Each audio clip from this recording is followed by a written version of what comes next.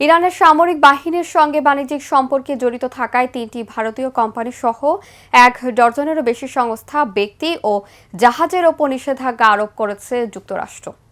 জানা যায়, ইরানের সামরিক বাহিনীর সঙ্গে অবৈধ বাণিজ্য থাকা এবং ড্রোন সরবরাহের কারণে ওই ৩টি কোম্পানির ওপর নিষেধাজ্ঞা দেওয়া হয়েছে। যুক্তরাষ্ট্রের অর্থ মন্ত্রণালয় জানায়, চলতি মাসের শুরুতে সিরিয়ার দামেস্কে ইরানি কনসুলেটে হামলা চালায় ইসরায়েল। এতে ইরানের কয়েকজন শীর্ষ নেতা কর্মকর্তা নিহত হন।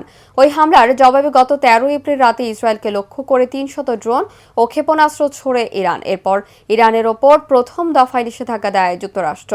দেশটির ড্রোন প্রযুক্তি উৎপাদন সংশ্লিষ্ট ব্যক্তি ও কোম্পানিকে লক্ষ্য করে ১৯ এপ্রিল এই নিষেধাজ্ঞা ঘোষণা করা হয়। ইউক্রেন যুদ্ধে রাশিয়া ইরানের কাছ থেকে যেসব ড্রোন পেয়েছে তা গোপনে বিক্রিতে সহায়তা করেছে নিষেধাজ্ঞা পাওয়া কোম্পানিগুলো।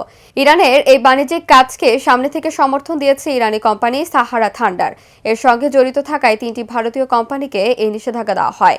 এই কোম্পানিগুলো হলো Zen shipping, port India private limited এবং সিয়াট ship management private limited. Sahara Thunder ইরানি প্রতিরক্ষা মন্ত্রণালয় এবং আর্মড ফোর্সেস লজিস্টিক্সের পক্ষ থেকে চীন, রাশিয়া সহ একাধিক দেশে ইরানি পণ্য বিক্রয় এবং চালনা করে থাকে। সাহারা থান্ডার ইরানি প্রতিরক্ষা মন্ত্রণালয় এবং আর্মড ফোর্সেস লজিস্টিক্সের পক্ষ থেকে চীন, রাশিয়া সহ একাধিক দেশে ইরানি পণ্য বিক্রয় এবং চালান করে থাকে।